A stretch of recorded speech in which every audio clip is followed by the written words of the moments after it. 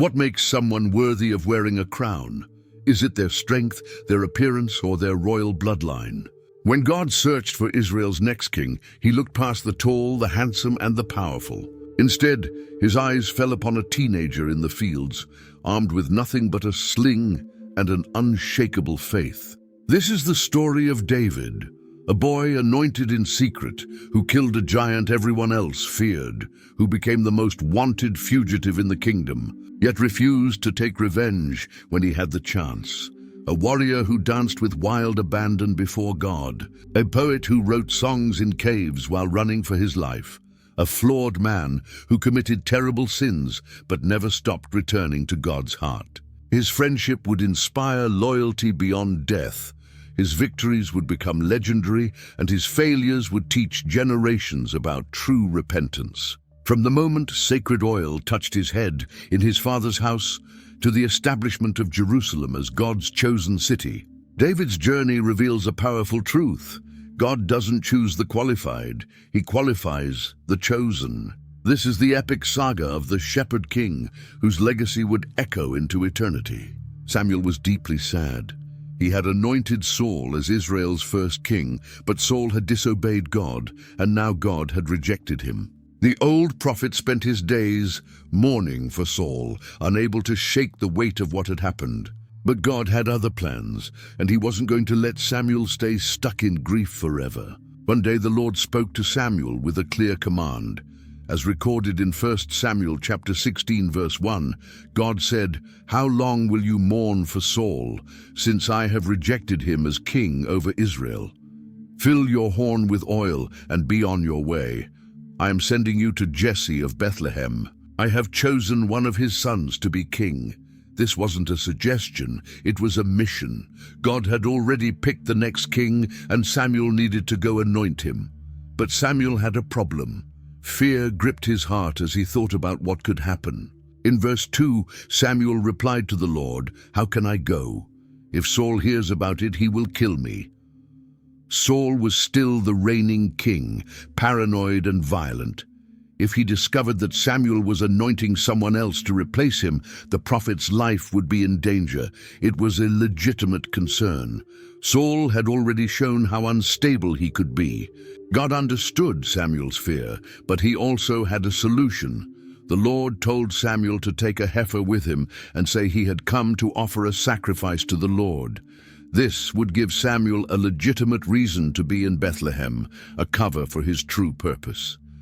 God instructed him in verse 3, "Invite Jesse to the sacrifice, and I will show you what to do. You are to anoint for me the one I indicate." Samuel obeyed. He did what the Lord commanded and traveled to Bethlehem, carrying his horn of oil and leading a heifer for the sacrifice. When he arrived in the small town, the elders came out to meet him, and they were trembling. In verse 4, they asked him, "Do you come in peace?" The arrival of a prophet was always significant, and it could mean either blessing or judgment. Samuel reassured them, telling them he had come in peace to sacrifice to the Lord. He consecrated Jesse and his sons and invited them to join him at the sacrifice. Everything was in place. The cover story worked perfectly. Samuel was now in Bethlehem, standing before Jesse's family, ready to complete the mission God had given him. But he still didn't know which of Jesse's sons God had chosen. He would have to wait for God to reveal it. When Jesse and his sons arrived at the sacrifice, Samuel's eyes immediately fell on the eldest son. His name was Eliab, and he looked exactly like what you'd expect a king to look like. He was tall, strong, and handsome, everything that screamed royalty. Samuel looked at him and thought, "Surely the Lord's anointed stands here before the Lord." In his mind, this had to be the one. It made perfect sense, but God had different standards. Before Samuel could move forward, the Lord spoke to him. In 1 Samuel chapter 16 verse 7, God said, "Do not consider his appearance or his height, for I have rejected him." The Lord does not look at the things people look at. People look at the outward appearance, but the Lord looks at the heart. This was a lesson Samuel needed to learn right there and then. Physical appearance meant nothing to God. What mattered was what was inside, the condition of the heart. So Samuel moved on. Jesse called his second son Abinadab and made him walk in front of Samuel. The prophet looked at him carefully, waiting for God's confirmation. But the Lord said no. In verse 8, Samuel told Jesse, "The Lord has not chosen this one either." Jesse brought forward his third son, Shammah.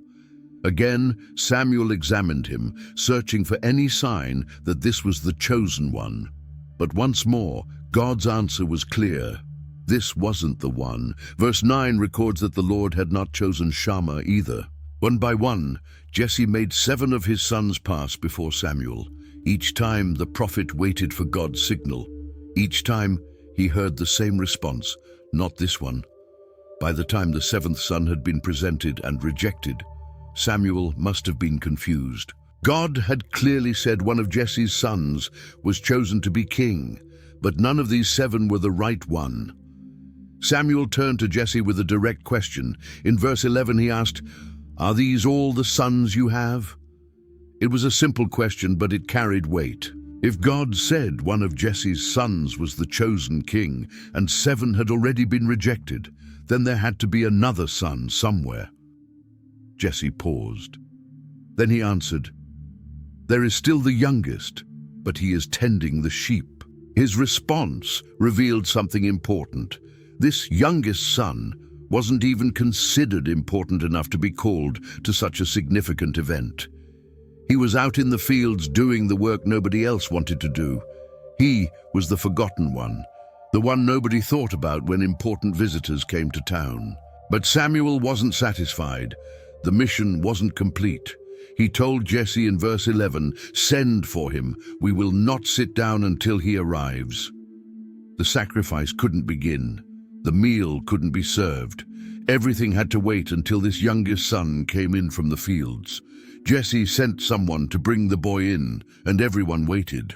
While everyone gathered at Jesse's house for the sacrifice, David was far away in the fields, completely unaware of what was happening. He was doing what he always did, watching over his father's sheep. It was a job that required patience, alertness, and responsibility. Shepherding wasn't glamorous work. It meant long hours alone, constant vigilance against predators, and little recognition from anyone. David was the youngest of 8 brothers. In that culture, birth order mattered a lot. The oldest son received the inheritance and the honor. The younger sons had to find their own way. Being the youngest meant David was at the bottom of the family hierarchy. When important guests came to the house, he wasn't the one invited to sit at the table. When decisions were made, his opinion wasn't asked for. He was just the kid brother, the one who took care of the sheep, while the older brothers did more important things. Nobody thought to call David when Samuel arrived. It didn't even cross Jesse's mind to bring him in. After all, what would be the point? Samuel was a great prophet, a man of God who had anointed King Saul himself. Surely he was there to meet with the important sons, the ones who were old enough, strong enough, and ready for whatever God had planned. David was just a boy with a staff and a sling, smelling like sheep and dirt. He didn't belong in that gathering. But God had a different perspective. While people looked at age, status, and appearance, God looked at the heart. And David's heart was something special. Out there in those fields, away from everyone's attention, David had developed a relationship with God that was deep and real. He didn't have an audience. He didn't have anyone watching or applauding. It was just him, the sheep, and God. Those quiet hours alone had shaped David in ways no one could see. He had learned to depend on God for protection, for strength, for companionship. He composed songs and sang them to the Lord. He prayed under the open sky. He learned what it meant to be faithful in the small things, even when nobody was watching. This time in the wilderness wasn't wasted, it was preparation. When the messenger arrived in the field with instructions to come to the house immediately, David must have been surprised. What could possibly be so urgent? He left the sheep in the care of someone else and made his way back home, probably wondering what he had done wrong or what emergency had happened. He had no idea that his entire life was about to change in a way he could never have imagined. As David walked toward the house, he was still just a shepherd boy with dirt on his feet and the smell of sheep on his clothes. He wasn't trying to impress anyone. He wasn't dressed for a special occasion. He was just himself. Simple, honest, and completely unaware that he was walking into his destiny. David arrived at the house and stepped inside. 1 Samuel chapter 16 verse 12 describes what Samuel saw when the boy entered. He was glowing with health and had a fine appearance and handsome features. There was something striking about David, not just in how he looked, but in the life that radiated from him. He had been out in the sun, working hard, living simply, and it showed in his healthy, ruddy complexion and bright eyes. The moment David walked in, God spoke to Samuel. The Lord's voice was clear and unmistakable. In verse 12, God said, "Rise and anoint him. This is the one." After 7 sons had been rejected, after all the waiting and wondering, here was the answer. This youngest son, the one nobody thought to invite, was God's chosen king. Samuel must have felt a rush of understanding. Of course it was this one. God always chooses differently than people do. Samuel didn't hesitate. He took the horn of oil he had brought with him, the same oil that symbolized God's spirit and blessing, and he poured it over David's head, right there in front of his father and brothers. This wasn't done in secret or in private. Everyone in that room saw it happen. Jesse watched his youngest son being anointed. The 7 brothers who had just been passed over stood there witnessing their little brother receive something they didn't get. Verse 13 records what happened next. From that day on, the Spirit of the Lord came powerfully upon David. The anointing wasn't just a symbolic gesture or an empty ritual. Something real happened in that moment. God's Spirit came upon David with power, equipping him for everything that lay ahead. He would need courage, wisdom, strength, and faith for the journey before him, and God was already preparing him for it. But here's what's remarkable. After this incredible moment, after being anointed as the future king of Israel, David didn't immediately move into a palace. He didn't start acting like royalty or demanding respect. He went right back to the fields to take care of his father's sheep. The anointing was real, but the timing was God's. David had been chosen, marked, and filled with God's Spirit, but he still had to wait for God's perfect timing to unfold. This teaches us something important about how God works. He often chooses people long before he positions them. He calls them and anoints them, then sends them back to their regular responsibilities to continue being faithful in the small things. The anointing wasn't permission to abandon his duties or get ahead of God's plan. It was a promise of what was coming, a guarantee that God had a future prepared for him. David kept that secret. He didn't go around telling everyone he was going to be king. He didn't challenge Saul or try to speed up the process. He simply went back to shepherding, trusting that the same God who had anointed him would also bring the fulfillment of that anointing in the right time. The oil had been poured, the Spirit had come, and now David waited with faith and patience.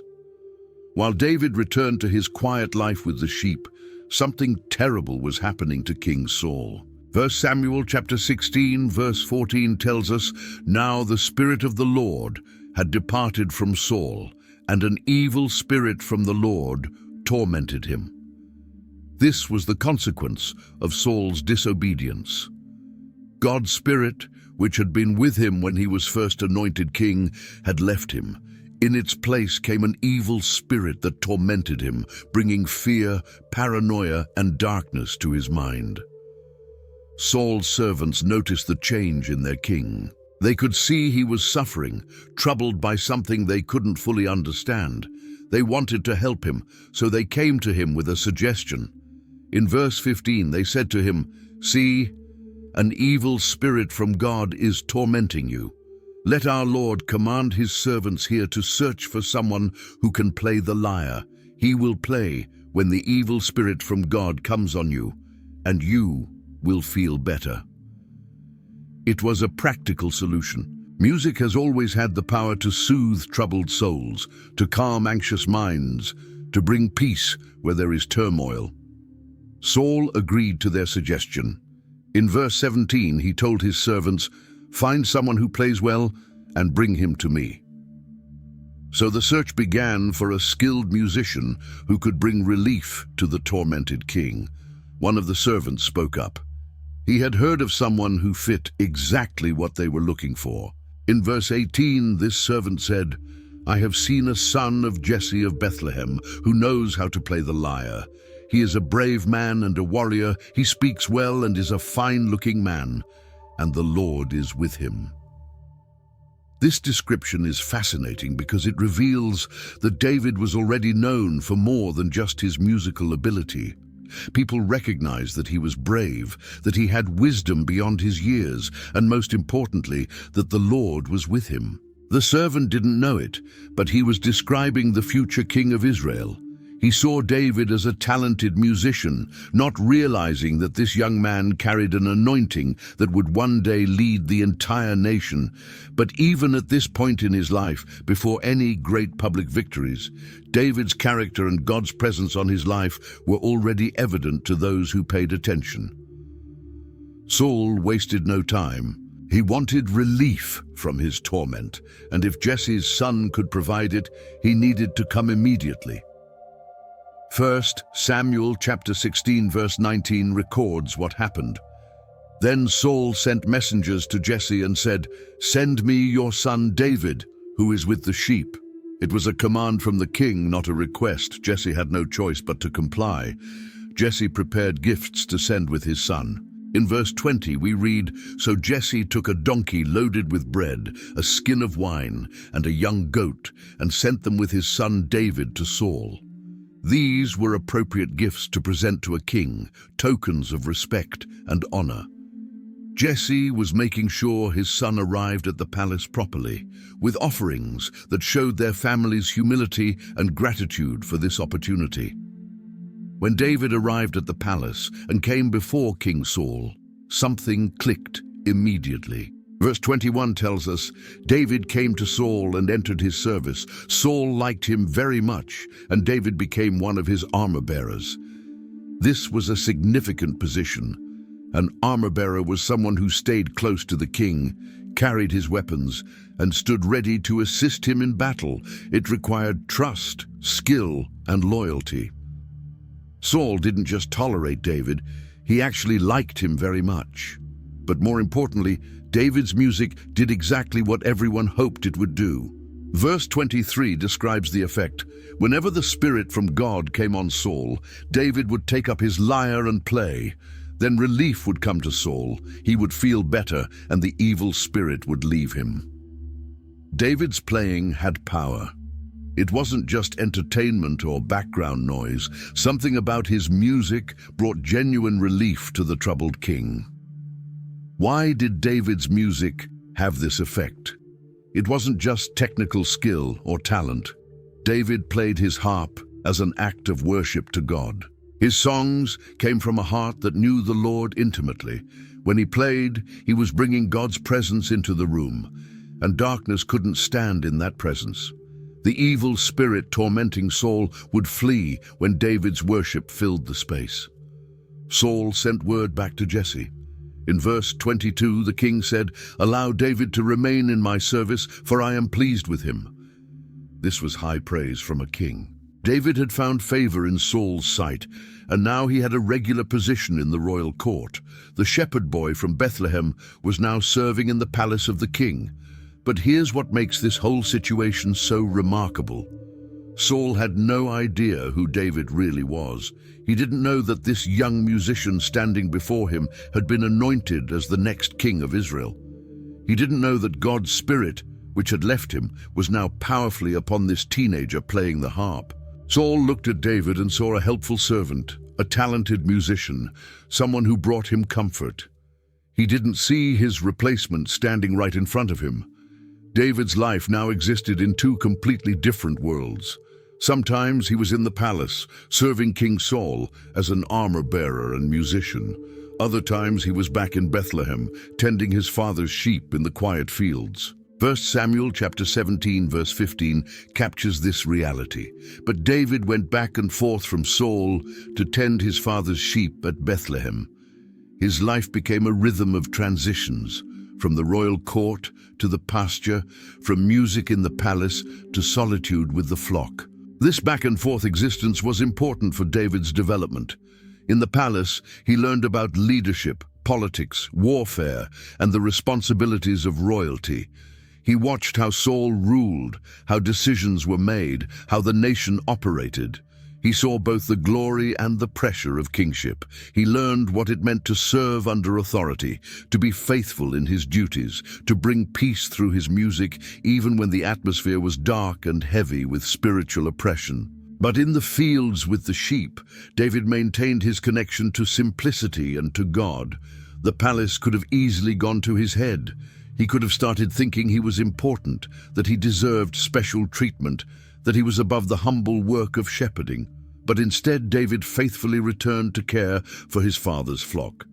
He didn't despise the small beginnings or reject the simple work that had shaped him. In those fields, David did more than just watch sheep. His heart overflowed with worship. He composed songs to God, pouring out his thoughts, his praise, his questions, his trust. Many of the psalms David would later write had their roots in these moments alone with God in the wilderness. He had time to think, to pray, to develop his relationship with the Lord without the distractions and demands of palace life. The fields also tested David's courage in practical ways. Shepherding wasn't a safe job. Wild animals constantly threatened the flock. Lions prowled the hills, looking for easy prey. Bears came down from the mountains, hungry and dangerous. As a shepherd, David's responsibility was to protect the sheep at all costs, even if it meant putting his own life at risk. This wasn't theoretical bravery. It was real-life danger that required real-life courage. David learned to fight during these years in the wilderness. Not in a military training camp or under the instruction of experienced soldiers, but in life-or-death encounters with predators. He developed skills with his sling, practicing until his aim was deadly accurate. He built physical strength through the hard work of outdoor life. He learned to move quickly, to think strategically, to face fear and push through it. But most importantly, David learned to depend on God. Every time a lion or bear threatened his sheep, David didn't just rely on his own strength. He knew that God was with him, protecting him, giving him supernatural courage and ability. This faith wasn't abstract or theoretical.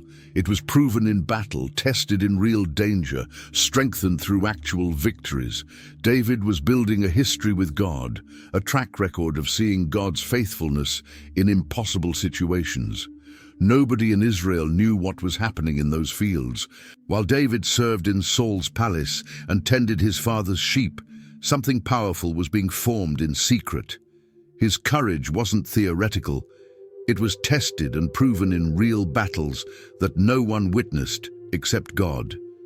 Later, when David would stand before Saul, asking for permission to fight Goliath, he would tell the king about these experiences. In 1 Samuel chapter 17, verses 34 through 36, David would describe what happened.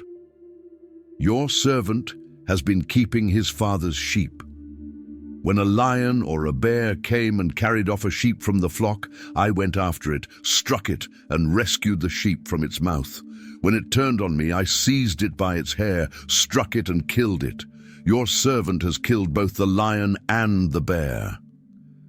Think about what those words reveal. When a lion came to steal a lamb, David didn't run away or watch helplessly from a safe distance. He went after it. He chased down one of the most dangerous predators in the region and struck it with enough force to make it release the sheep. And when the lion turned on him, because that's what cornered predators do, David didn't back down. He grabbed it by its mane, fought it with his bare hands, and killed it. The same thing happened with bears. These weren't small black bears. These were likely Syrian brown bears, massive and deadly. Yet David faced them the same way he faced the lions. He pursued them, rescued the sheep from their mouths, and killed them when they attacked him. This wasn't luck or chance. This was consistent, repeated victory over deadly enemies. How did a young shepherd boy defeat lions and bears? The answer is found in what David would later say in verse 37. "The Lord who rescued me from the paw of the lion and the paw of the bear will rescue me from the hand of this Philistine." David's victories weren't about his own strength or skill, though he certainly had both. They were about God's presence and power working through him. Every time David faced a predator, he trusted that the same God who had anointed him as king would protect him and give him victory. These battles in the wilderness were preparing David for something much bigger. He was learning lessons that would serve him for the rest of his life. He learned that the size of the enemy doesn't matter when God is with you. He learned that courage isn't the absence of fear, but the decision to act despite fear. He learned that faithfulness in small, unseen tasks prepares you for great public responsibilities. David also learned that God honors those who protect the vulnerable. Every time David risked his life to save a sheep, he was demonstrating the heart of a true shepherd, one who values each life in his care, who doesn't abandon them when danger comes, who fights for them even when it costs him something. This was the kind of heart God wanted in a king, someone who would protect his people the same way David protected those sheep. The wilderness was David's training ground.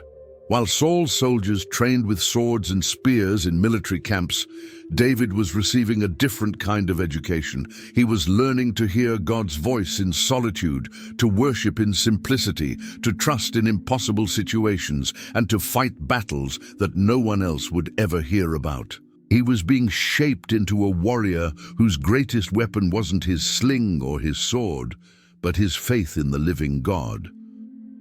The Philistines were Israel's constant enemy, always looking for opportunities to attack and dominate God's people.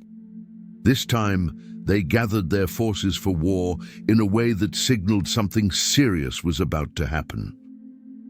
1 Samuel chapter 17 verse 1 tells us, "Now the Philistines gathered their forces for war and assembled at Soko in Judah. They pitched camp at Ephes-Dammim between Soko and Azekah. King Saul received reports about the Philistine movements and immediately mobilized Israel's army." Verse 2 describes the response. "Saul and the Israelites assembled and camped in the valley of Elah and drew up their battle line to meet the Philistines." The valley of Elah was a strategic location, a place where armies could face each other across the terrain. It was narrow enough that large-scale battle formations would be limited, making it an interesting choice for confrontation. The two armies positioned themselves on opposite sides of the valley. Verse 3 paints the picture clearly. The Philistines occupied one hill and the Israelites another, with the valley between them. This wasn't unusual for ancient warfare. Armies would take defensive positions on high ground, each waiting for the other to make a move. Attacking uphill gave a significant disadvantage, so both sides held their positions, creating a standoff. But then something unexpected happened. Instead of a traditional battle with both armies clashing in the valley, the Philistines had a different strategy in mind. They had a weapon that Israel didn't have, a fighter so intimidating that they believed he alone could decide the outcome of the entire war. This wasn't going to be an ordinary battle. The Philistines were about to change the rules of engagement in a way that would expose the deepest fears of every man in Israel's army. A man stepped out from the Philistine camp, and the moment the Israelite soldiers saw him, fear gripped their hearts. 1 Samuel chapter 17 verse 4 introduces this warrior. A champion named Goliath, who was from Gath, came out of the Philistine camp. His height was 6 cubits and a span. That measurement translated to over 9 feet tall. This wasn't just a big man. This was a giant towering over everyone else on the battlefield. Verse 5 describes his armor. He had a bronze helmet on his head and wore a coat of scale armor of bronze weighing 5,000 shekels. 5,000 shekels of bronze was about 125 pounds of armor alone. Most men couldn't even walk wearing that much weight, let alone fight in it. But Goliath moved with ease, his massive frame carrying the burden that would crush an ordinary soldier. The description continues in verse 6. On his legs he wore bronze greaves, and a bronze javelin was slung on his back. Every part of Goliath's body was protected by bronze. His head, his torso, his legs. He was a walking fortress, virtually impenetrable to normal weapons. The javelin on his back was just one of his weapons, ready to be thrown with deadly force. But his primary weapon was even more intimidating. Verse 7 tells us his spear shaft was like a weaver's rod, and its iron point weighed 600 shekels. 600 shekels was about 15 pounds, just for the spearhead. The shaft was as thick as the beam used in weaving cloth, massive and heavy. This wasn't a weapon designed for quick strikes. It was designed to pierce through armor, shields and bodies with overwhelming force. Goliath even had support. The verse continues, his shield-bearer went ahead of him. This man carried Goliath's shield, which was likely as large as a door, providing additional protection as the giant advanced. Everything about Goliath was designed to inspire terror, and it worked. Then Goliath spoke. Verse 8 records his words. Goliath stood and shouted to the ranks of Israel, "Why do you come out and line up for battle? Am I not a Philistine, and are you not the servants of Saul? Choose a man and have him come down to me." He was proposing single combat, a one-on-one fight that would determine the outcome of the entire war. His challenge continued in verses 9 and 10. If he is able to fight and kill me, we will become your subjects.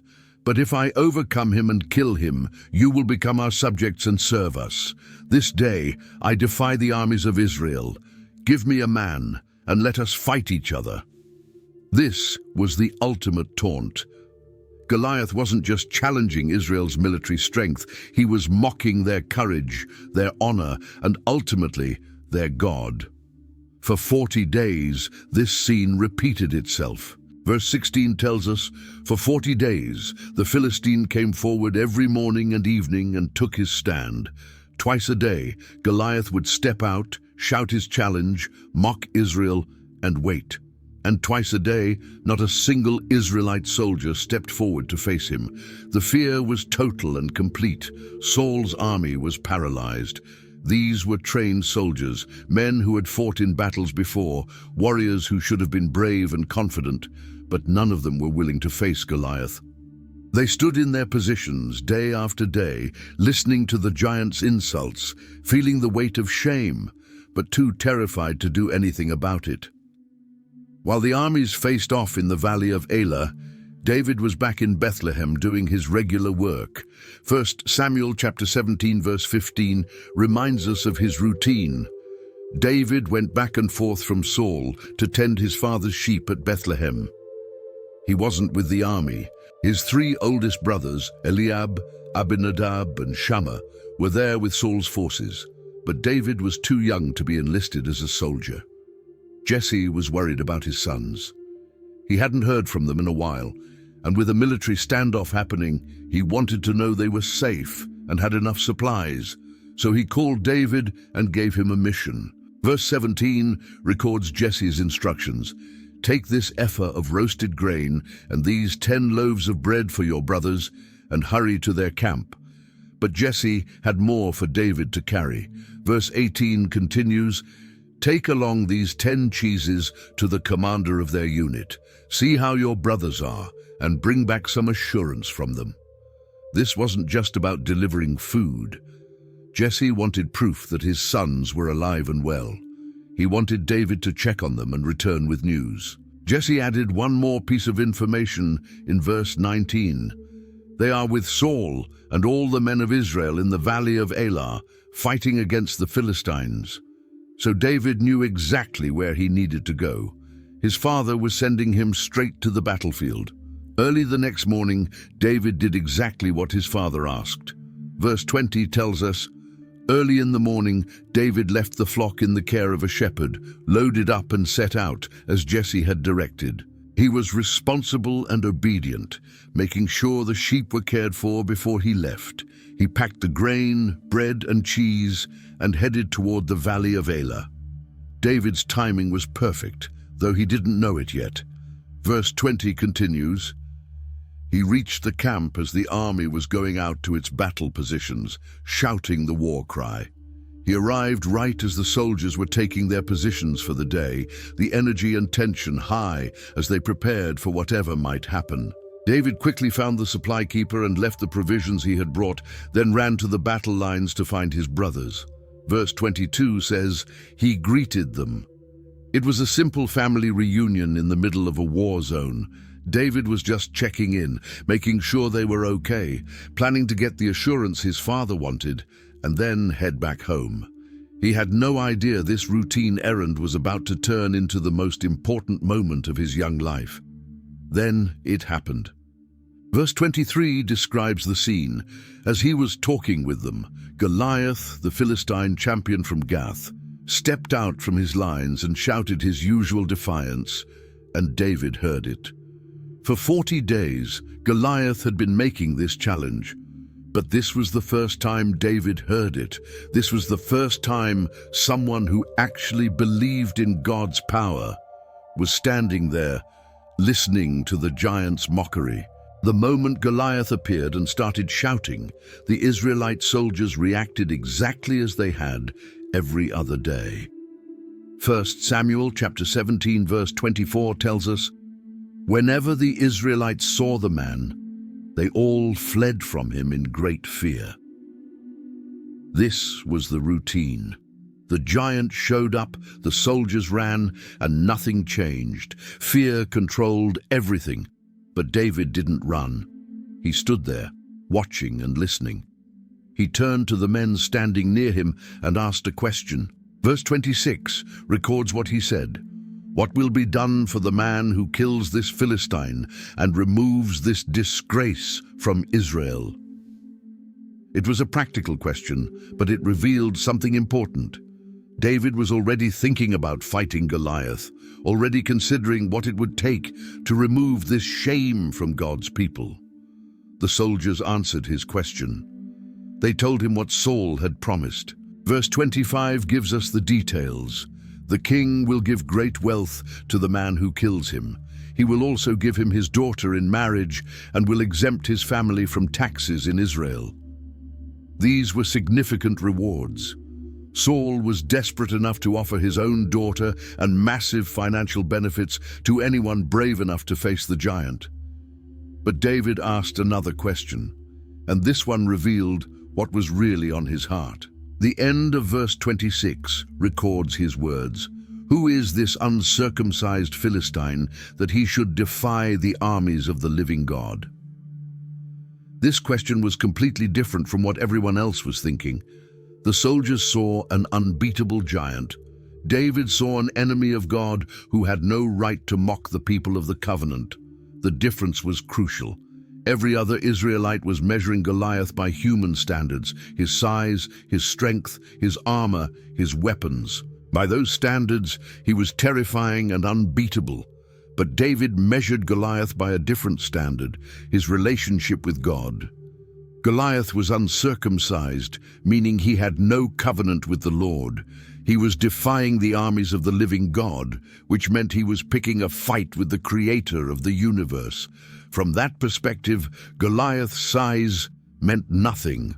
The soldiers repeated to David what they had already told him about the king's reward. Verse 27 says, "They repeated to him what they had been saying and told him, 'This is what will be done for the man who kills him.'" They thought David was interested in the wealth and honor. They didn't understand that his real motivation was defending God's reputation and removing the disgrace of Israel, allowing this pagan warrior to mock them day after day. David's questions and his different perspective were about to create waves that would reach all the way to King Saul's tent. David's oldest brother Eliab was standing nearby and heard everything David was saying to the soldiers. He wasn't impressed. In fact, he was angry. 1 Samuel chapter 17 verse 28 records his reaction. When Eliab, David's oldest brother, heard him speaking with the men, he burned with anger at him and asked, "Why have you come down here? And with whom did you leave those few sheep in the wilderness? I know how conceited you are and how wicked your heart is. You came down only to watch the battle." This was harsh. Eliab accused David of abandoning his responsibilities, of pride, of evil motives, and of just wanting to see the excitement of war. But there was probably more going on under the surface. Eliab was the one Samuel had looked at first when choosing a king, the one who seemed perfect but was rejected by God. Now here was his youngest brother, the one nobody thought was important, asking questions about fighting the giant that Eliab himself was too afraid to face. The accusation revealed Eliab's own insecurity and jealousy more than any real problem with David. David's response was simple and direct. Verse 29 tells us, "Now what have I done?" said David. "Can't I even speak?" He didn't get defensive or argue. He just pointed out that he had simply asked a question. There was nothing wrong with that.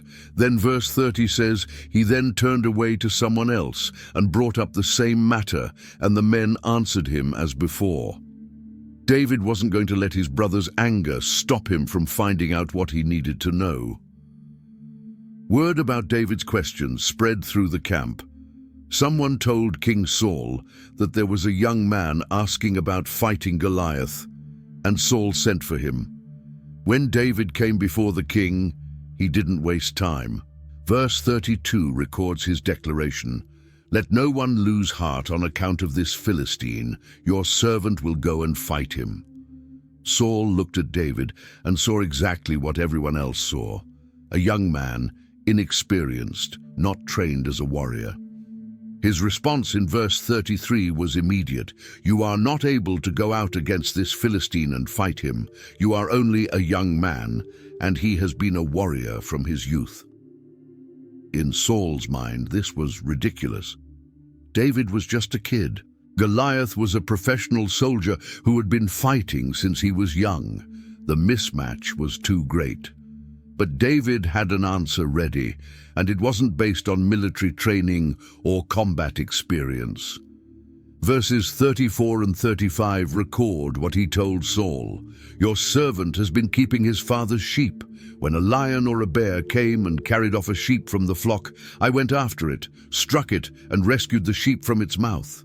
When it turned on me, I seized it by its hair, struck it, and killed it."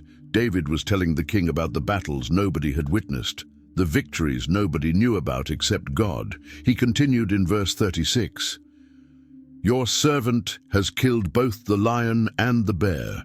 This uncircumcised Philistine will be like one of them because he has defied the armies of the living God."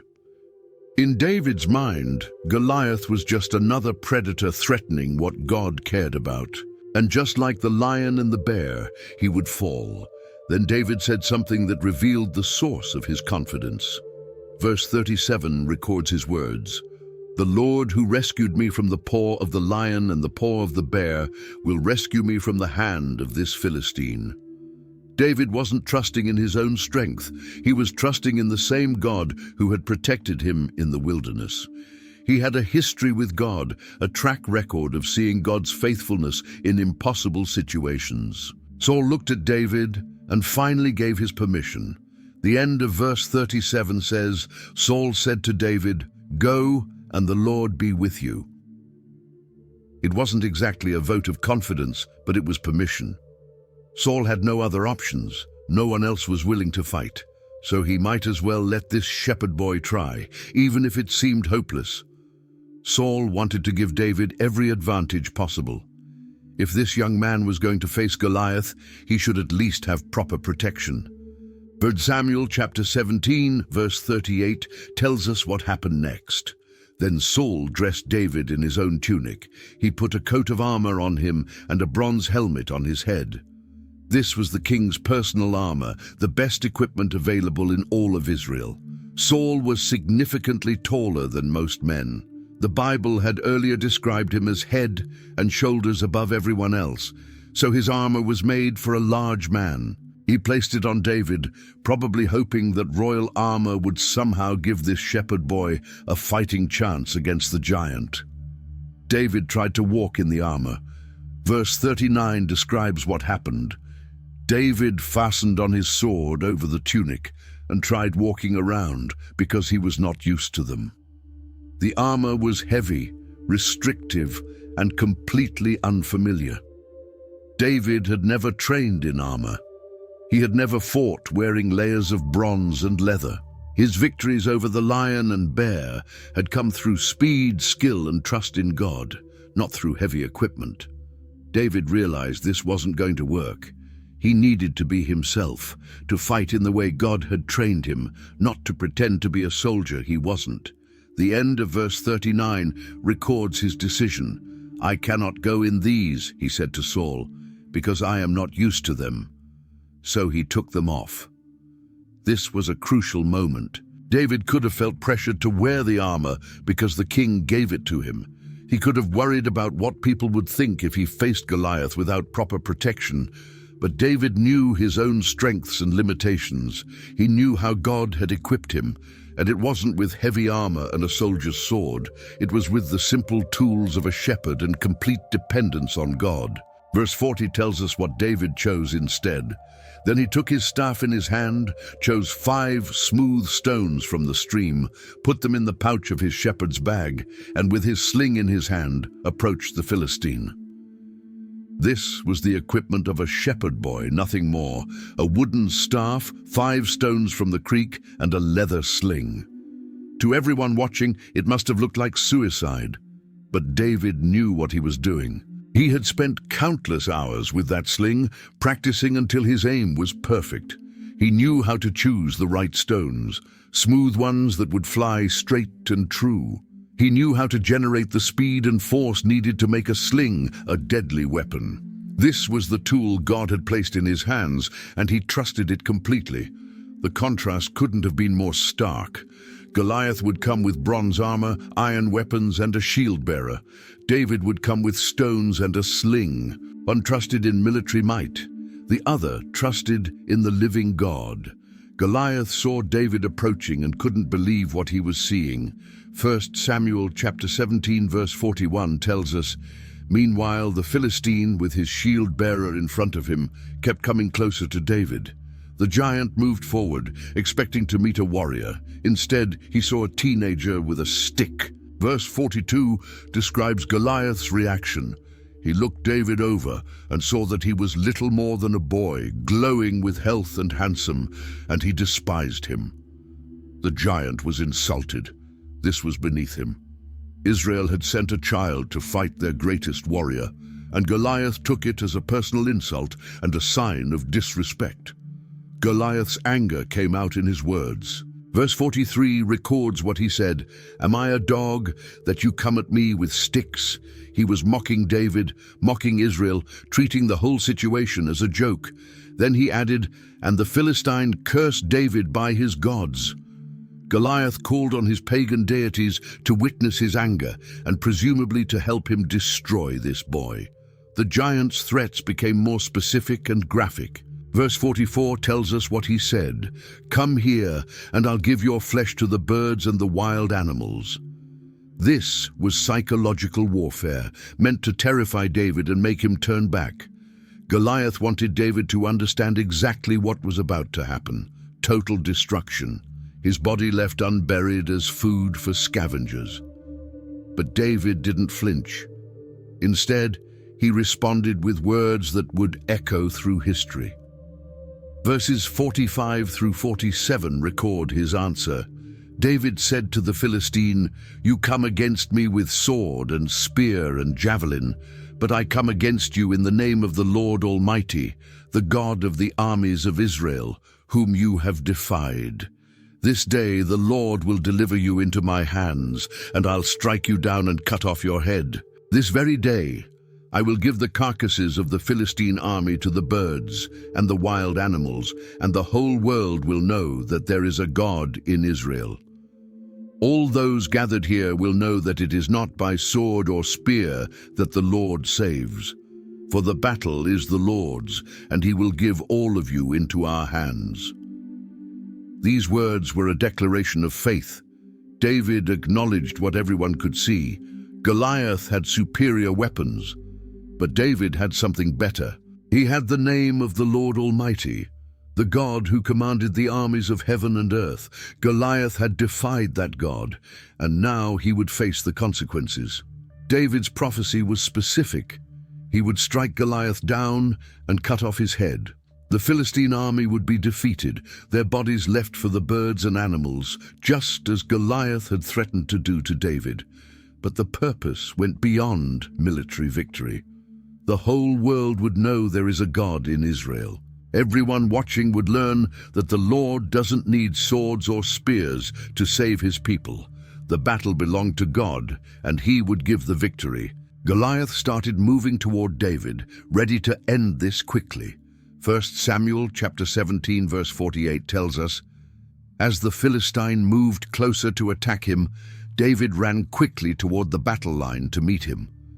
David didn't stand still or back away. He ran toward the giant. While everyone else had been running away from Goliath for 40 days, David ran straight at him with confidence and speed. Verse 49 describes what happened next. Reaching into his bag and taking out a stone, he slung it and struck the Philistine on the forehead. The stone sank into his forehead, and he fell face down on the ground. One stone, one throw.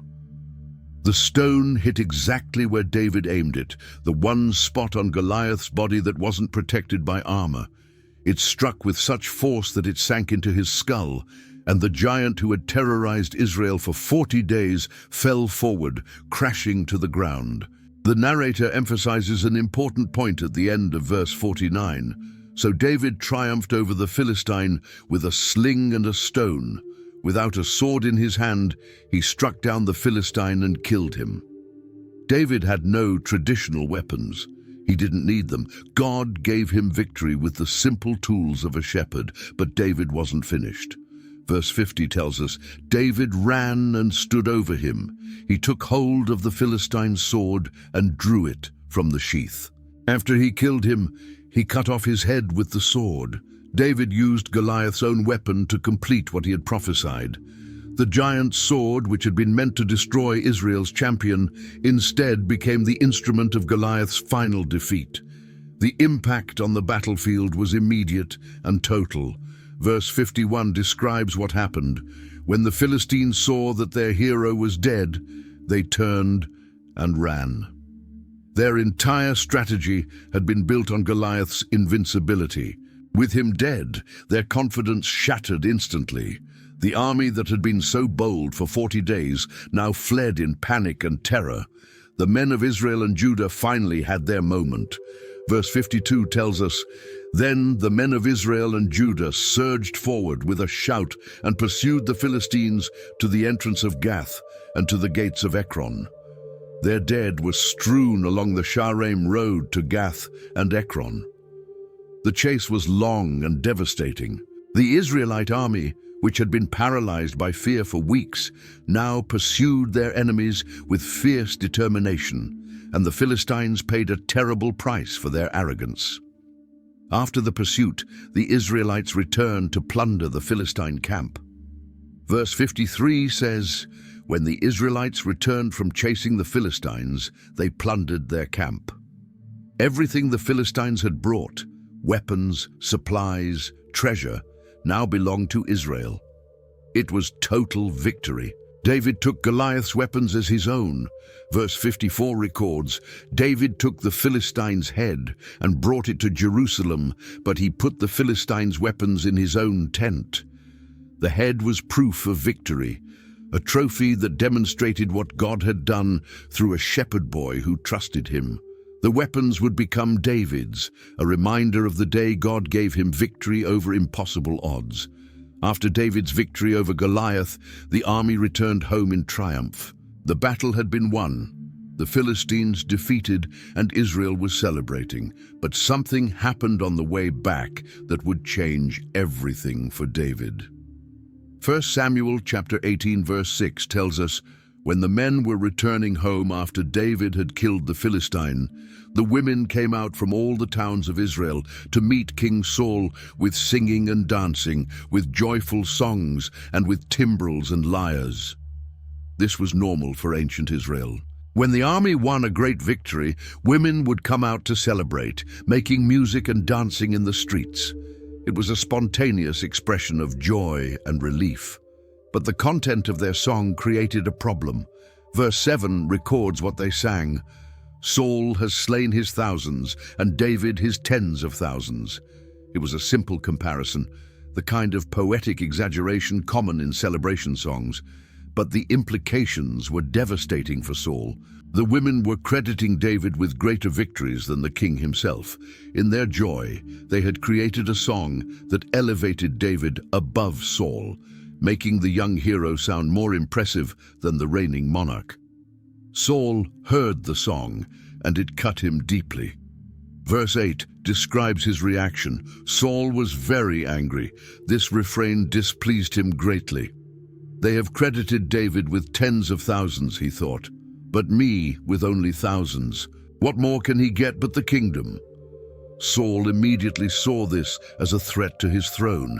If the people loved David this much, if they thought he was greater than their king, how long would it be before they wanted David to replace him? From that moment, everything changed. Verse 9 tells us, and from that time on, Saul kept a close eye on David. The king's perspective shifted completely. David was no longer the helpful musician who brought him peace or the brave young man who had saved Israel. Now David was a threat, a rival, someone who might take what Saul considered his own. Jealousy had taken root, and it would only grow stronger with time. The very next day after the women sang their song, something dark happened in the palace. 1 Samuel chapter 18 verse 10 tells us, the next day an evil spirit from God came forcefully on Saul. He was prophesying in his house while David was playing the lyre as he usually did. This was the same situation that had brought Saul relief many times before. David would play his harp and the evil spirit would leave. But this time was different. Saul was holding a spear, which verse 10 mentions. Saul had a spear in his hand. As David played, something snapped inside Saul. His jealousy combined with the evil spirit's influence, and violence erupted. Verse 11 describes what happened. And he hurled it, saying to himself, I'll pin David to the wall. But David eluded him twice. Saul threw his spear at David with the full intention of killing him. He wanted to pin David to the wall like an animal, to end this threat once and for all. But David saw it coming and moved out of the way. Then Saul did it again. He threw the spear a second time, and again David escaped. The young man who had dodged lions and bears in the wilderness now had to dodge deadly weapons from the king he served. Why did David escape? Verse 12 gives us the answer. Saul was afraid of David because the Lord was with David, but had departed from Saul. This was the heart of the problem. Saul could feel it. God's presence and blessing had left him and were now resting on David. Every victory David won, every success he achieved, was a reminder to Saul of what he had lost through his disobedience. Saul decided he needed David out of his immediate presence. Verse 13 tells us, so he sent David away from him and gave him command over 1,000 men, and David led the troops in their campaigns. On the surface, this looked like a promotion. David was now a military commander, leading troops into battle. But Saul's real motive was different. He hoped David would be killed in combat, solving his problem without Saul having to do it himself. But the plan backfired.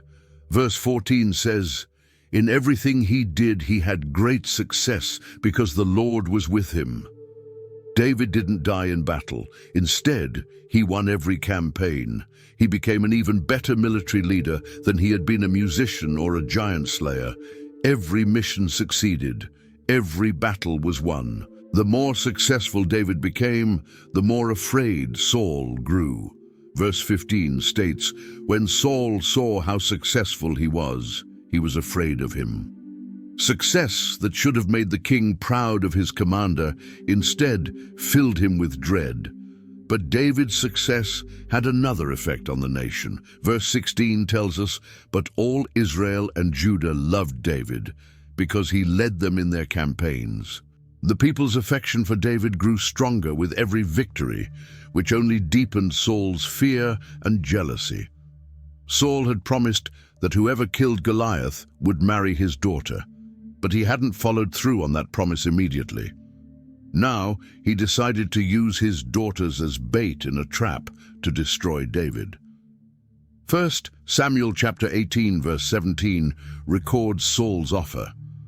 Saul said to David, "Here is my older daughter Merab. I will give her to you in marriage. Only serve me bravely and fight the battles of the Lord." For Saul said to himself, "I will not raise a hand against him. Let the Philistines do that." Saul's plan was clever and cruel. He would offer his daughter to David, but the condition was that David had to keep fighting dangerous battles against the Philistines. Saul hoped that eventually David would be killed in combat, and Saul's hands would be clean. He wouldn't have to murder David himself. The Philistines would do it for him. But David's response showed his humility. Verse 18 records his words, "Who am I, and what is my family or my clan in Israel, that I should become the son-in-law of the king?" David didn't presume or demand what had been promised.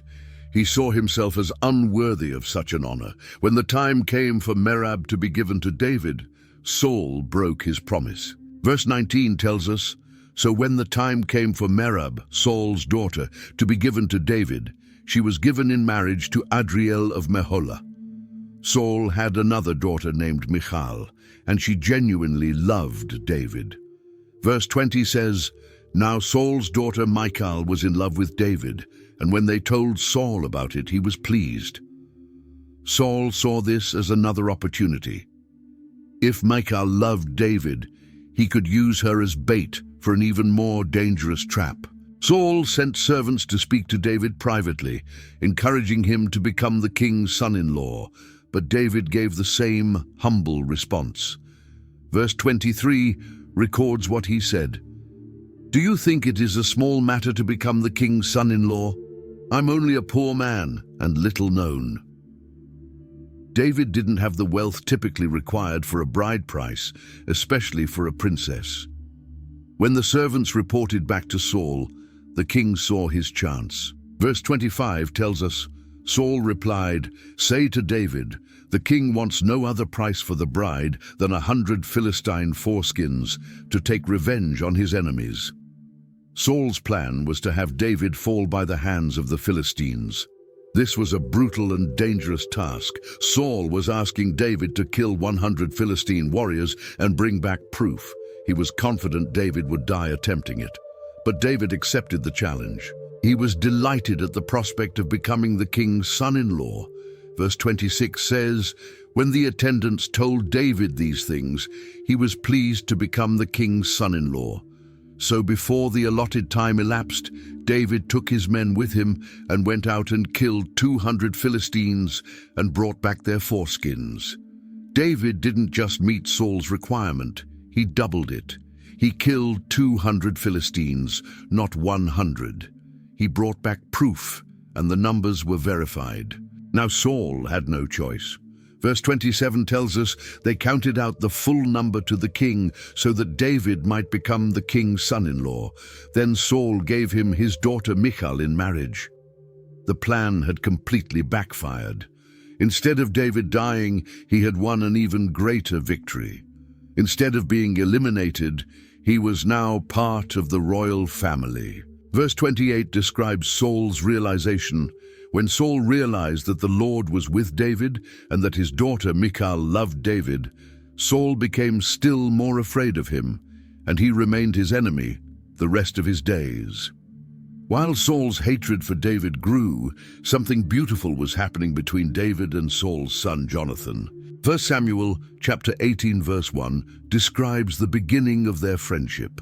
After David had finished talking with Saul, Jonathan became one in spirit with David, and he loved him as himself. This wasn't a casual friendship. Their souls were knit together in a bond that went deeper than blood. Jonathan was the crown prince, next in line to be king. By all human logic, he should have seen David as a threat, just like his father did. When people sang that David had killed tens of thousands, Jonathan should have worried about his own future. But instead of jealousy, Jonathan felt love. Instead of competition, he felt connection. Verse 3 tells us, "And Jonathan made a covenant with David because he loved him as himself." A covenant was the most serious form of commitment in that culture. It was a binding agreement, a promise that couldn't be broken. Jonathan was pledging his loyalty to David, committing himself to their friendship no matter what happened. The next verse shows just how deep Jonathan's commitment went. Verse 4 says, "Jonathan took off the robe he was wearing and gave it to David, along with his tunic and even his sword, his bow, and his belt." These weren't just gifts, they were symbols. The robe and tunic represented Jonathan's royal status. The sword, bow, and belt represented his military authority. By giving these to David, Jonathan was symbolically saying that he recognized David's future kingship and was willing to support it, even though it meant he himself would never be king. This friendship would be tested many times. Jonathan would be caught between his love for his father and his love for his friend. But through it all, his loyalty to David never wavered. Later in 1 Samuel chapter 20 verse 17, we see the depth of this covenant. "And Jonathan had David reaffirm his oath out of love for him, because he loved him as he loved himself." Jonathan even made David promise something important. In 1 Samuel chapter 20 verses 14 through 15, Jonathan said, "But show me unfailing kindness like the Lord's kindness as long as I live, so that I may not be killed, and do not ever cut off your kindness from my family, not even when the Lord has cut off every one of David's enemies from the face of the earth." Jonathan knew David would become king. He knew his father's line would end, but he asked David to show mercy to his family when that day came. Saul's hostility toward David reached a breaking point. 1 Samuel chapter 19 verse 1 tells us, "Saul told his son Jonathan and all the attendants to kill David." This was no longer hidden jealousy or private plots. Saul openly commanded his own son and his servants to murder David. The situation had become deadly serious. But Jonathan warned David immediately. Verse 2 says, "But Jonathan had taken a great liking to David and warned him, 'My father Saul is looking for a chance to kill you. Be on your guard tomorrow morning. Go into hiding and stay there.'" Jonathan was risking his own relationship with his father to protect his friend. He told David to hide while he talked to Saul. Jonathan spoke well of David to his father. Verses 4 and 5 record what he said. "Jonathan spoke well of David to Saul his father and said to him, 'Let not the king do wrong to his servant David. He has not wronged you, and what he has done has benefited you greatly. He took his life in his hands when he killed the Philistine. The Lord won a great victory for all Israel, and you saw it and were glad. Why then would you do wrong to an innocent man like David by killing him for no reason?'" Saul listened to Jonathan and took an oath. Verse 6 tells us, "Saul listened to Jonathan and took this oath: 'As surely as the Lord lives, David will not be put to death.'" Jonathan brought David back, and for a while things seemed normal again. David resumed his position in Saul's service just as before, but the peace didn't last. When war broke out again with the Philistines, David led the troops and struck them with such force that they fled. Verse 8 says, Once more war broke out, and David went out and fought the Philistines. He struck them with such force that they fled before him. David's success triggered Saul's jealousy again. Verse 9 describes what happened next. But an evil spirit from the Lord came on Saul as he was sitting in his house with his spear in his hand. While David was playing the lyre, Saul tried to pin him to the wall with his spear, but David eluded him as Saul drove the spear into the wall. That night, David made good his escape. This time David didn't just dodge the spear, he ran. He knew he couldn't stay in the palace anymore. Saul had tried to kill him too many times. That same night, Saul sent men to watch David's house. Verse 11 tells us, Saul sent men to David's house to watch it and to kill him in the morning. But David's wife Michal loved him and knew her father's intentions. She warned David in verse 11, but Michal, David's wife, warned him, "If you don't run for your life tonight, tomorrow you'll be killed." She helped him escape through a window, and David fled into the night. Verse 12 says, so Michal let David down through a window, and he fled and escaped. Michal then created a diversion to buy David time. Verse 13 tells us, then Michal took an idol and laid it on the bed, covering it with a garment and putting some goat's hair at the head. When Saul's men came in the morning to seize David, she told them he was sick in bed. Verse 14 says, when Saul sent the men to capture David, Michal said, "He is ill." Saul sent the men back with orders to bring David in his bed if necessary. But when they entered, they discovered the deception. Verse 16 tells us, but when the men entered, there was the idol in the bed, and at the head was some goat's hair. David was long gone. The shepherd who had once lived in the palace was now a fugitive running for his life. David ran to the prophet Samuel in Ramah, the only person he felt he could fully trust. 1 Samuel chapter 19 verse 18 tells us, when David had fled and made his escape, he went to Samuel at Ramah and told him all that Saul had done to him. Then he and Samuel went to Naioth and stayed there. David needed counsel, protection, and probably just someone who would understand what he was going through. But Saul found out where David was.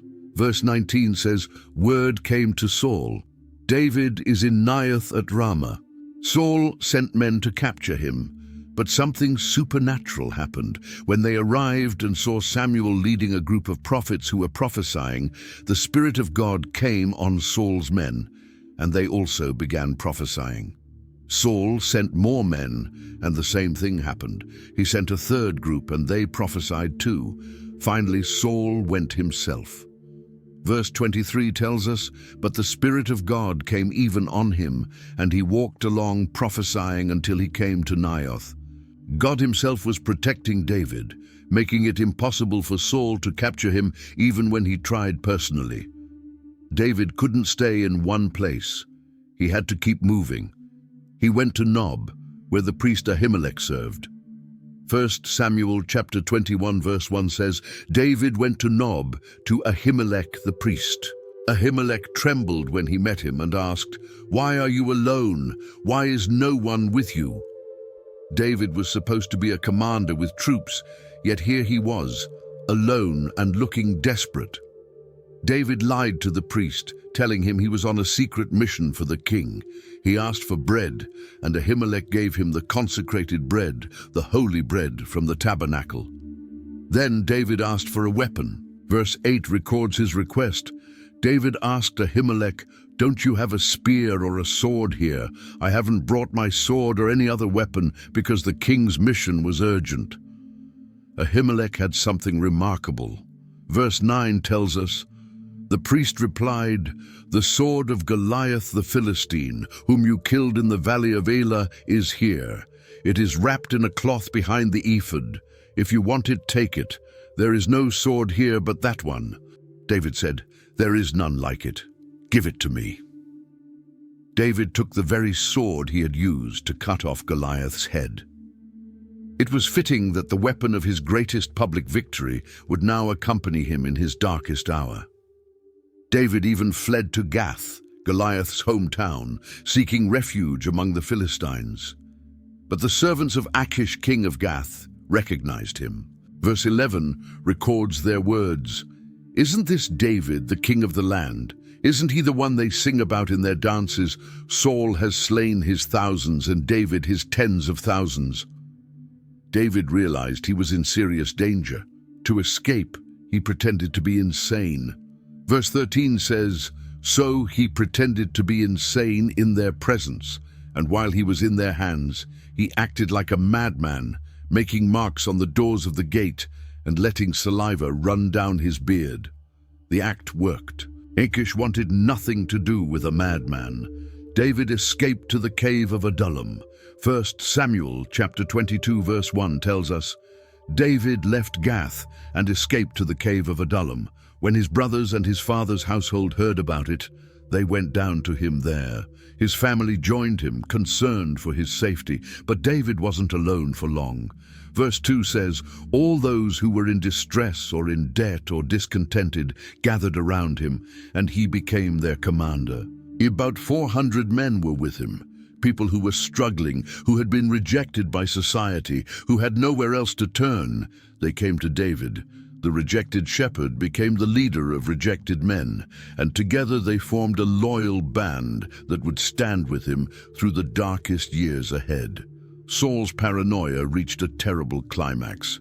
He gathered his officials and accused them of conspiracy. 1 Samuel chapter 22 verse 8 records his words, is that why you have all conspired against me?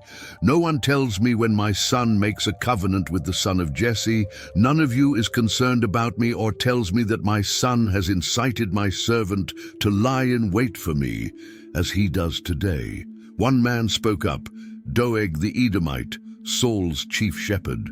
Verse 9 tells us, but Doeg the Edomite, who was standing with Saul's officials, said, I saw the son of Jesse come to Ahimelech, son of Ahitub, at Nob.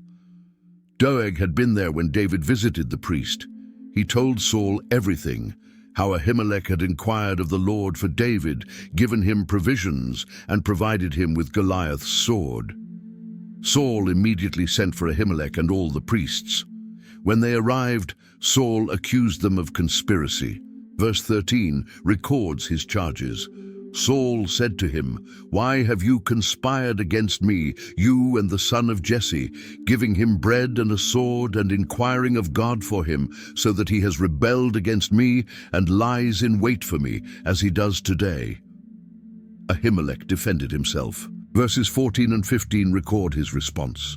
Ahimelech answered the king, who of all your servants is as loyal as David, the king's son-in-law, captain of your bodyguard, and highly respected in your household? Was that day the first time I inquired of God for him? Of course not. Let not the king accuse your servant or any of his father's family, for your servant knows nothing at all about this whole affair. But Saul wouldn't listen. Verse 16 tells us, but the king said, you will surely die, Ahimelech, you and your whole family.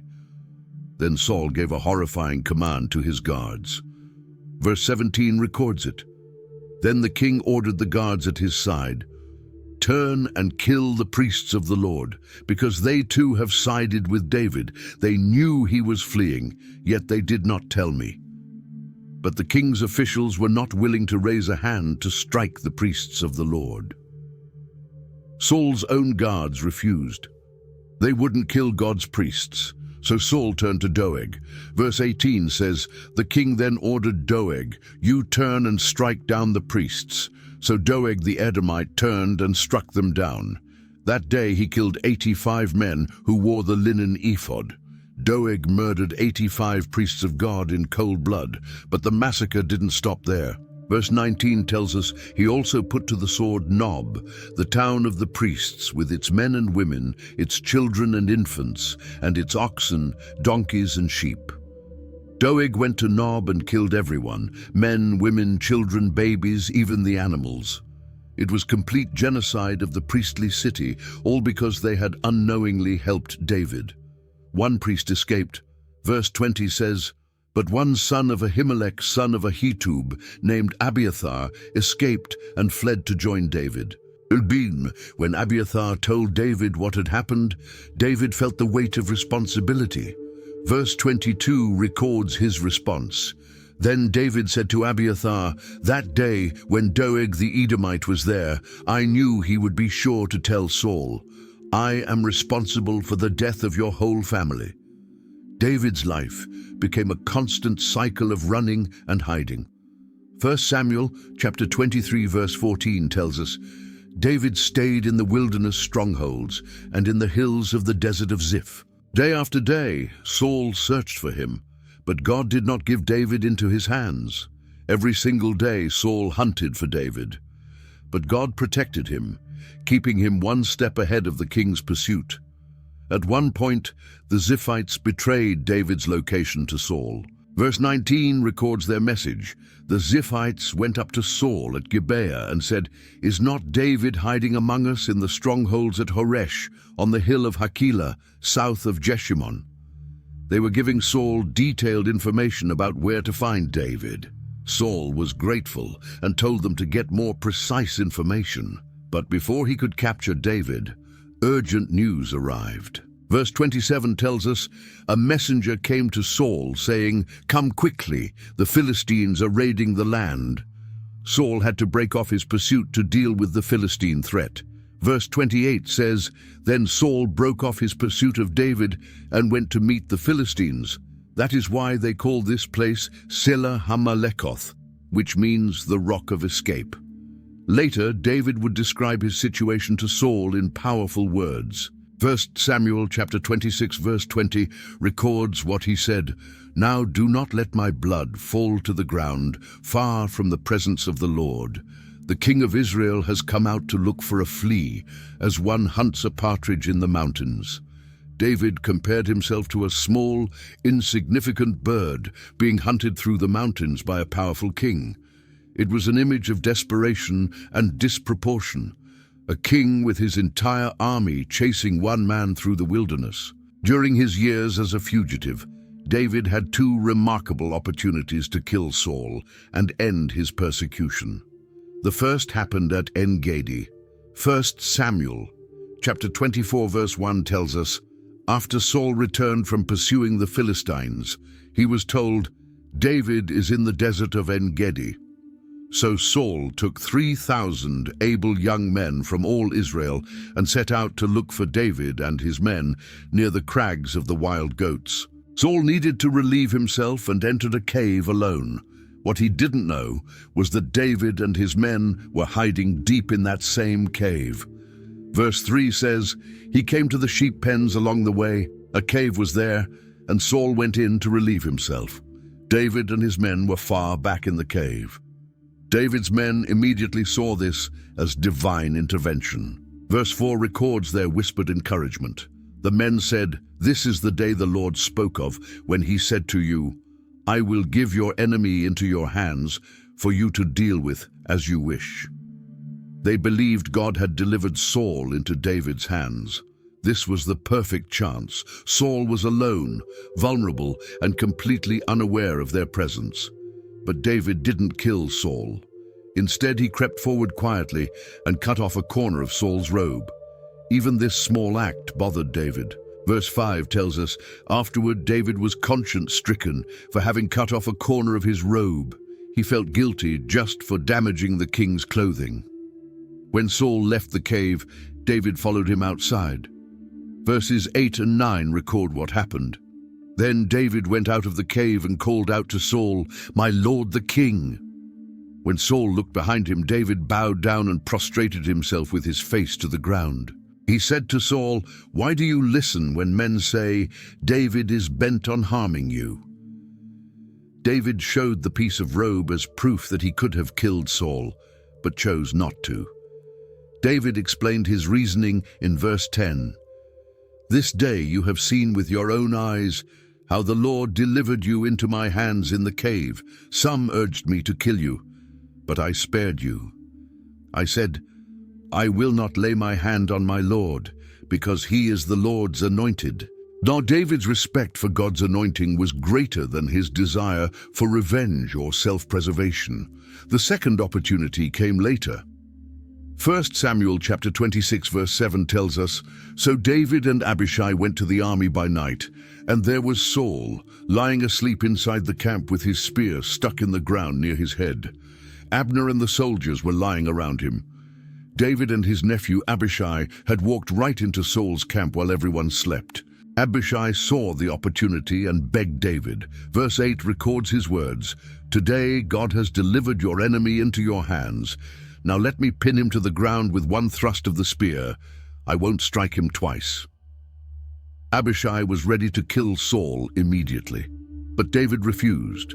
Verse 9 captures his response, "Don't destroy him. Who can lay a hand on the Lord's anointed and be guiltless?"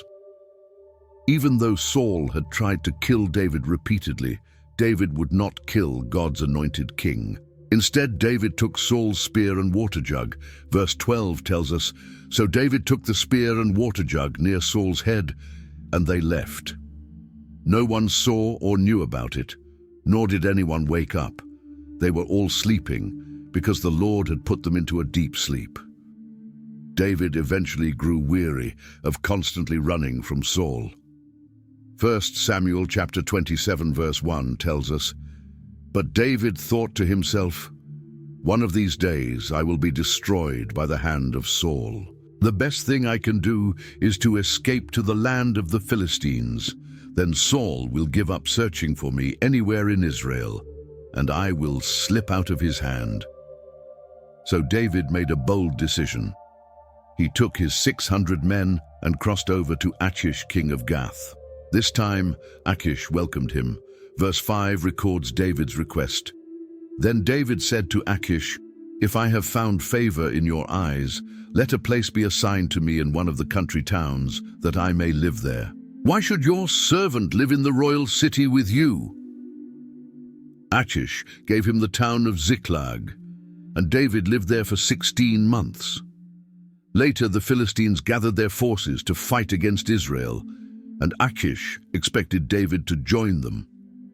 But the Philistine commanders didn't trust David.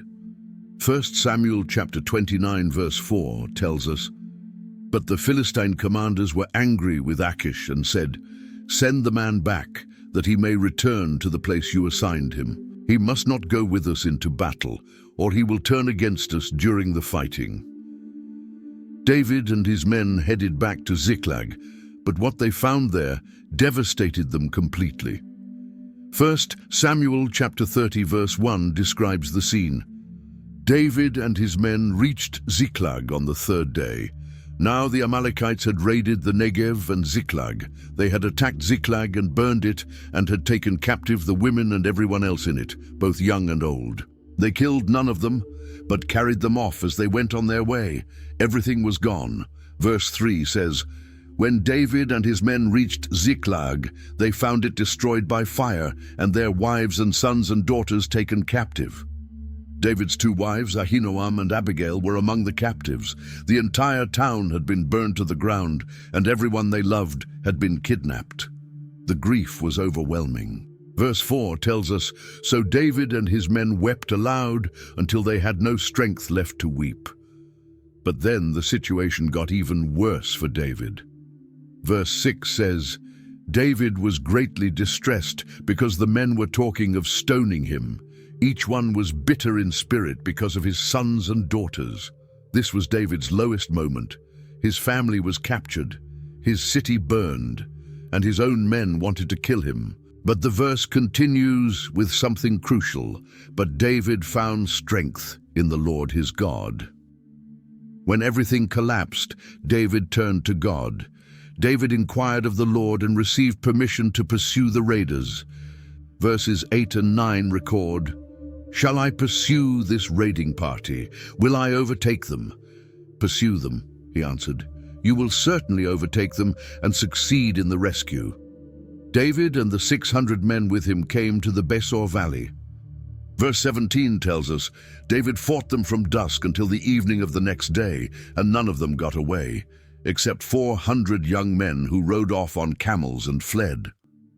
Verse 18 records the result. David recovered everything the Amalekites had taken, including his two wives. Nothing was missing, young or old, boy or girl, plunder or anything else they had taken. David brought everything back. It was total recovery. While David was recovering from the Amalekite raid, a massive battle was taking place between Israel and the Philistines.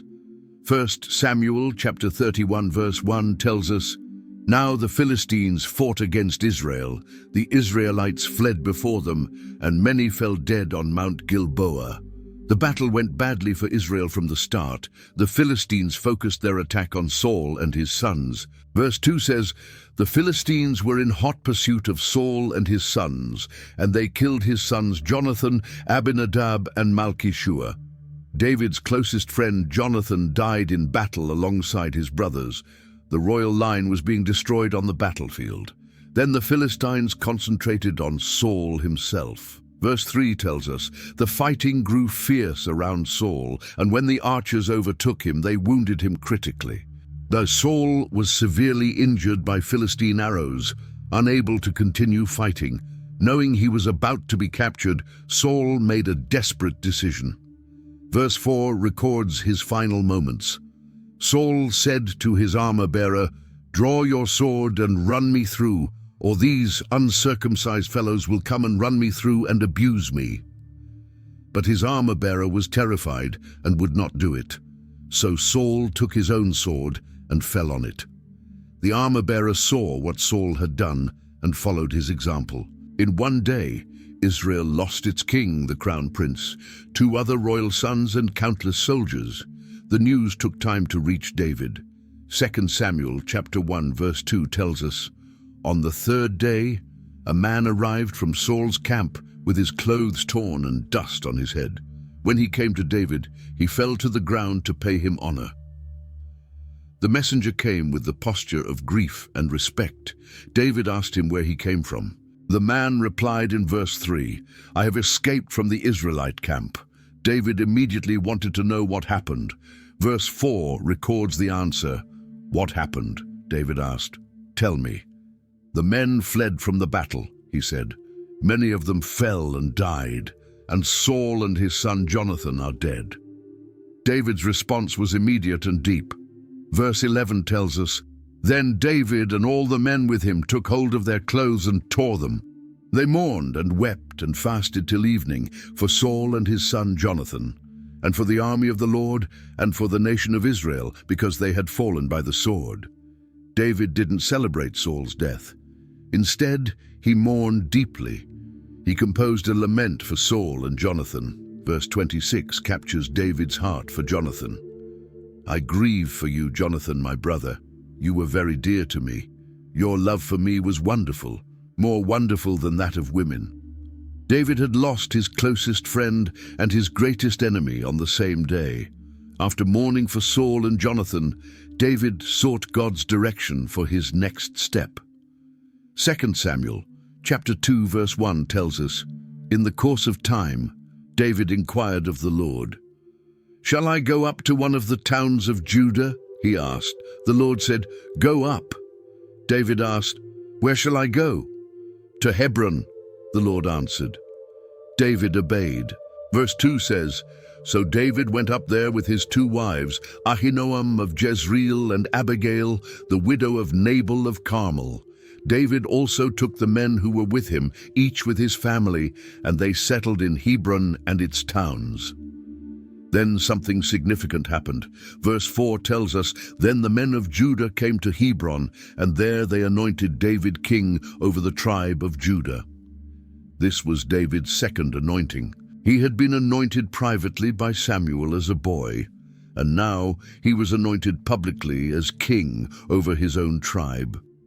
He was 30 years old when this happened. But the rest of Israel didn't immediately accept David. Verse 8 introduces the complication. "Meanwhile, Abner, son of Ner, the commander of Saul's army, had taken Ishbosheth, son of Saul, and brought him over to Mahanaim. He made him king over Gilead, Ashuri, and Jezreel, and also over Ephraim, Benjamin, and all Israel." Civil war broke out between those loyal to Saul's house and those who followed David. Verse 11 says, "The length of time David was king in Hebron over Judah was 7 years and 6 months." But 2 Samuel chapter 3 verse 1 summarizes the trend. The war between the house of Saul and the house of David lasted a long time. David grew stronger and stronger, while the house of Saul grew weaker and weaker.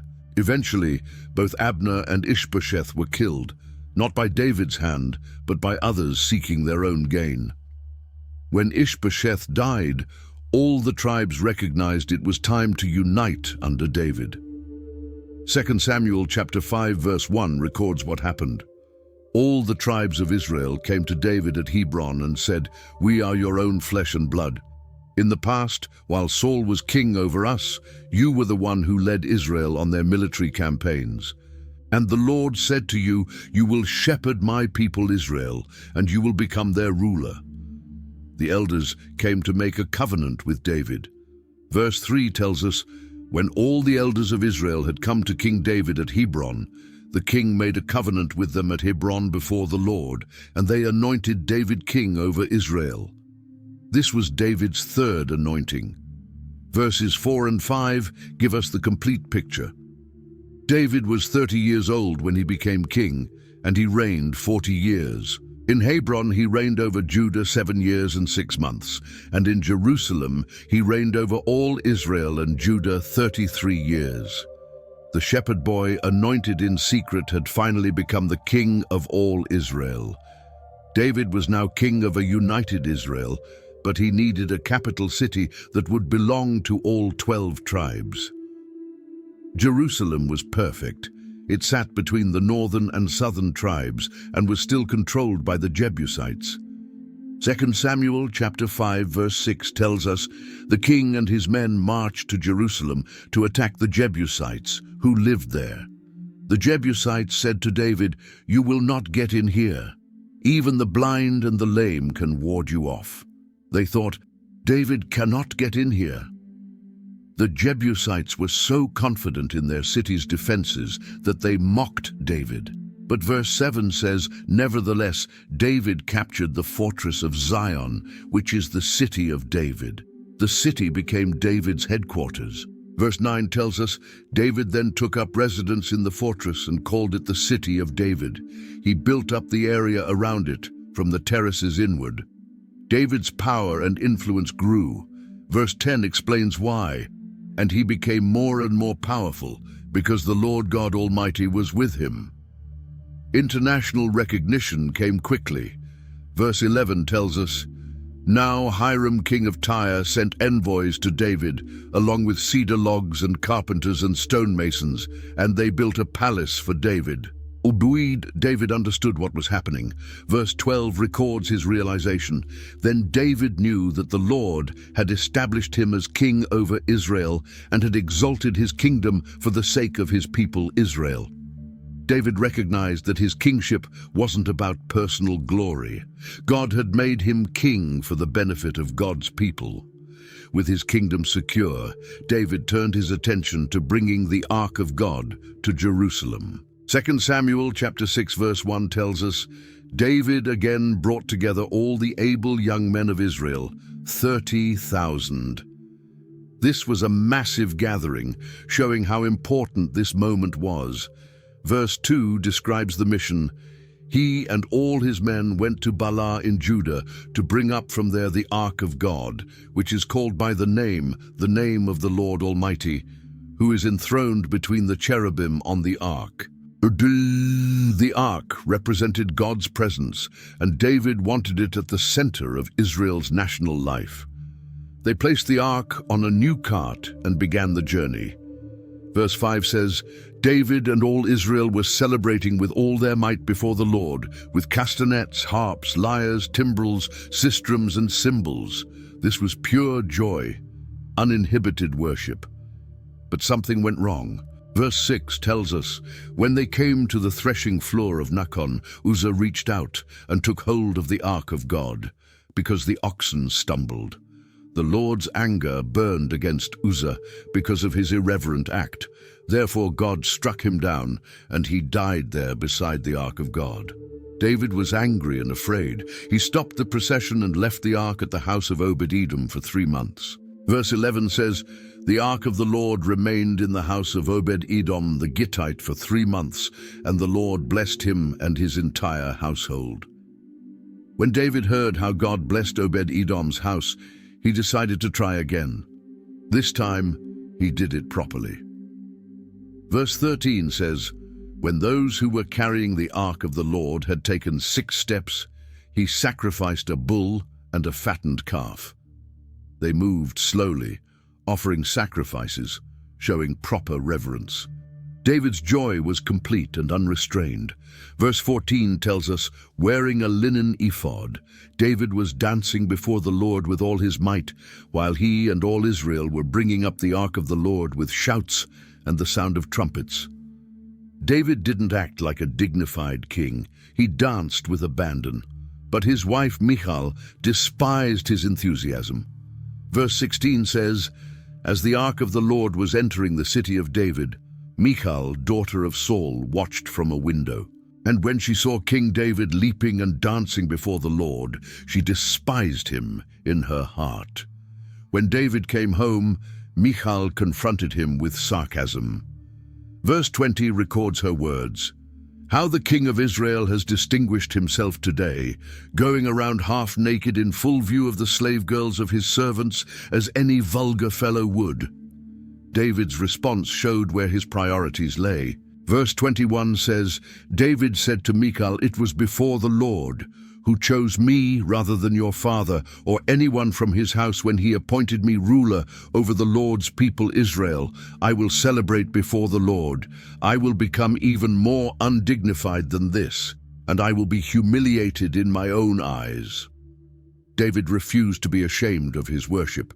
After David settled into his palace, he noticed something that bothered him. 2 Samuel chapter 7 verse 2 records what he told Nathan the prophet, "Here I am, living in a house of cedar, while the ark of God remains in a tent." David felt guilty that he had a beautiful palace, while God's ark stayed in a temporary structure. Nathan's initial response seemed encouraging. Verse 3 says, "Nathan replied to the king, 'Whatever you have in mind, go ahead and do it, for the Lord is with you.'" But that night, God spoke to Nathan with a different message. Verses 4 through 7 record God's response. "Go and tell my servant David, this is what the Lord says. Are you the one to build me a house to dwell in? I have not dwelt in a house from the day I brought the Israelites up out of Egypt to this day. I have been moving from place to place with a tent as my dwelling. Wherever I have moved with all the Israelites, did I ever say to any of their rulers, whom I commanded to shepherd my people Israel, 'Why have you not built me a house of cedar?'" God wasn't asking for a temple. Then God turned the tables. Instead of David building a house for God, God would build a house for David, not a physical building, but a dynasty.